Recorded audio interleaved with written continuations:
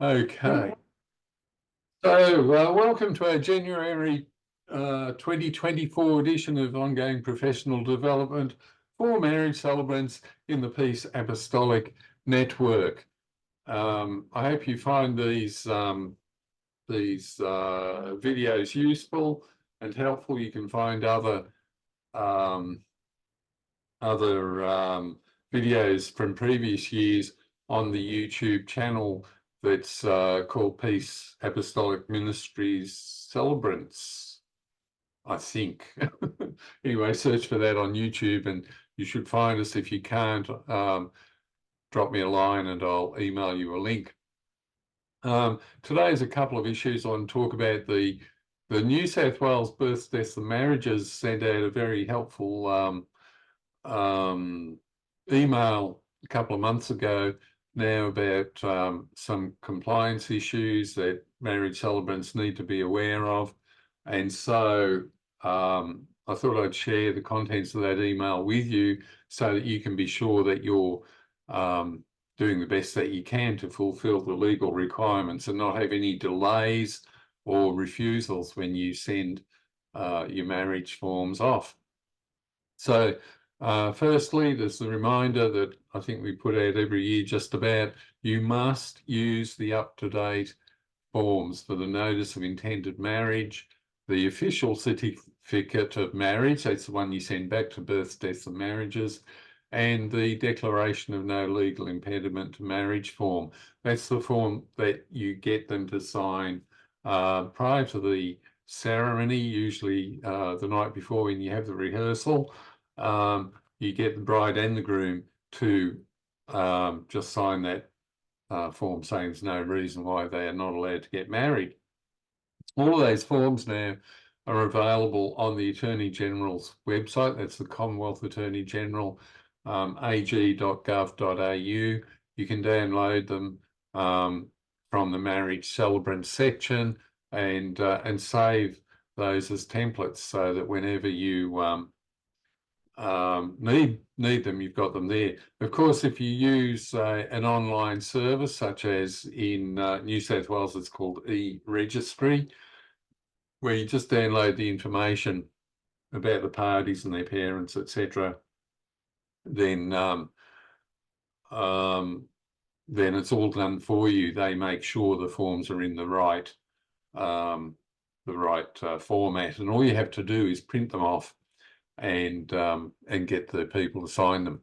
So this doesn't apply to your marriage register, the burgundy hardcover book that is kept at the church. You can keep on using that for as long as you like, but those other official forms that go back to births, deaths and marriages must not have bride or groom, but must have person 1 and person 2 at the top of the form. And then further on in notice of intended marriage, where you actually write out the names of the parents, you've got person 1, parent 1, person 1, parent 2, person 2, parent 1, person 2, parent 2, which is a bit of a brain twister. So it's just important to keep those people in the right column, so to speak. It is confusing with this non-sexist rubbish, but that's the world that we live in.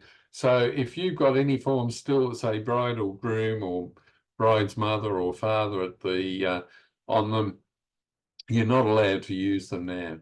Just download the new versions from the Attorney General's marriage celebrant section. Okay, some other issues that the New South Wales BDM have highlighted, and I'll share those with you.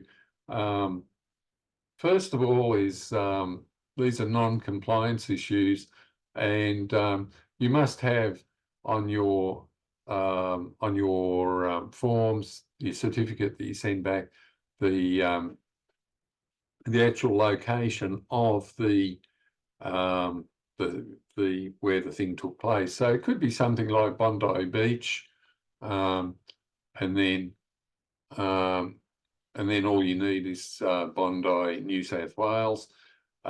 If you want to have a a church or a park or something that's sort of a less generic sort of thing, then you can put something like, St. Paul's Anglican Church as your address line 1, and then address line 2, you put the actual address for Chippendale Street, whatever, Regent's Park, then as the suburb or city. So that applies particularly to your online forms, but also, I guess if you're filling the forms out by hand, you do also need to make sure that you've got, where possible, street address, and if it's a particular location, like I've done a few weddings at the Crossing Theatre in Narrabri, so I always put the Crossing Theatre, Tiberina Street, Narrabri, New South Wales. So your location should be as specific as you can, but if it's a beach or on a cruise ship or whatever, then obviously there's no street address there, so you just put the location and the suburb or town. Second issue that the BDM have highlighted is sometimes not all the forms are submitted correctly, either by mail or by online. So make sure you send the notice of intended marriage, the official certificate of marriage form, and the declaration of no legal impediment to marriage form. So those 3 things must go. If you are forced to submit by mail, those 3 things must be included in what you send. Of course, if you do it online, then hopefully that will be highlighted if you haven't got enough documents. So at the moment, different states do different things. So find out what you need to do in your state to make sure, if you've got an online thing. I know at one stage in New South Wales, we had to fill out the online details, print the certificates, get them signed, and then send the signed ones back. We can now upload them, all the forms together in one document as part of that process. Other states will be at different stages in that. So make sure you understand what your state or your territory requires if you're doing online registration. But certainly if you are in a position where you have to send those things by mail, then make sure you've got the necessary forms. That's the notice of intended marriage, official certificate of marriage, and the declaration of no legal impediment. Another thing that has been highlighted too is the 1 month notice period. I was talking about to Joseph Santa Maria about this the other day, and so you have to give the notice of intended marriage has to be in your hands, signed by at least one of the parties by at least 1 month before the set date of marriage. And the legal definition of 1 month is it's 1 calendar month. So if the wedding is on the 5th of February, you must have the NOIM in by the 5th of January. So that's fairly straightforward. If it was going to be set down for, say, the 31st of March, then there's no such date as the 31st of February. It has to be in by the last day of the preceding month. You can read about that. I encourage you to download the Marriage Celebrants Handbook, which you can download from the AG's website. So it's ag.gov.au/families-and-marriage/publications. And then you can find your way to the download link from there. And that information about calendar dates apparently is on page 25 to 26 of that handbook.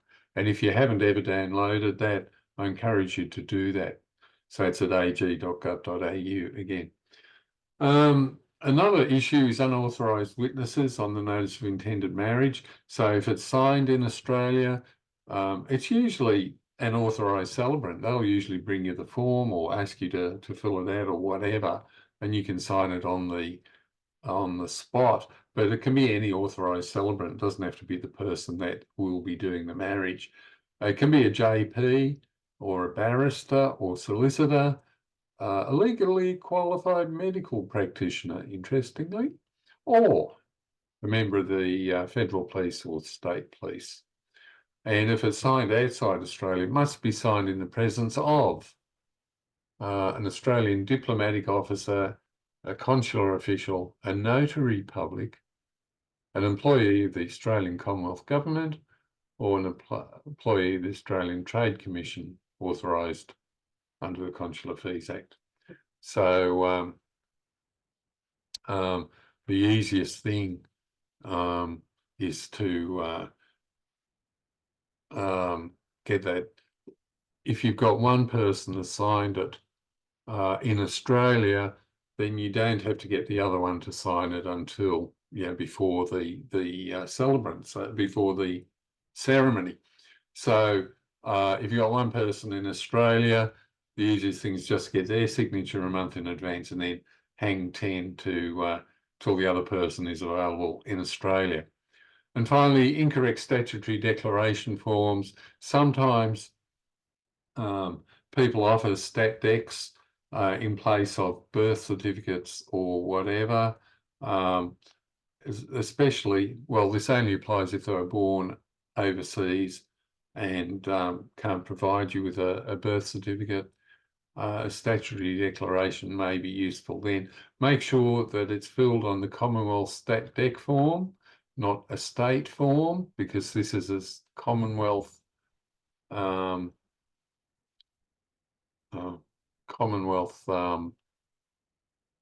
process. I'm just trying to find out a link for that, and I can't, so there you go. Try that now. Yeah, so that's available on the AG website, but rather than the families and marriage section, you click on the legal system menu on their website, and that will take you to the Commonwealth Statutory Declaration form.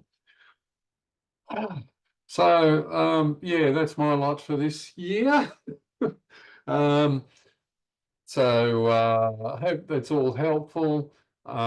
Usually things are much more straightforward than you might have gathered from all that. These are just errors that the BDM in New South Wales have picked up and highlighted. There are tens of thousands of marriages celebrated each year, and 99.9% of them go through okay. And if you just follow the rules, follow the guidelines, you won't have any trouble. I've never, ever had one delayed or sent back or whatever, and that's in about 40 years of celebrating marriages, and must have done hundreds. So just follow the rules. If you've got a question, give me a call or message me, and I'll see if I can figure it out. Usually most of your questions will be covered in that Marriage Celebrants Handbook that I referred to earlier. So check that. If you can't figure it out from that, then give me a call. And if I can't figure it out with you, then I'll send an email to the Marriage Celebrant section, and they're always very helpful. And we can get an answer in a few days. So, everybody wants to help you get through the paperwork successfully. It's in nobody's interest to have them knocked back. So do the best you can. If you run into problems, then check your handbook, give me a call, and we'll see what we can do. Well, I hope that's helpful. God bless you, and happy marriage celebrating.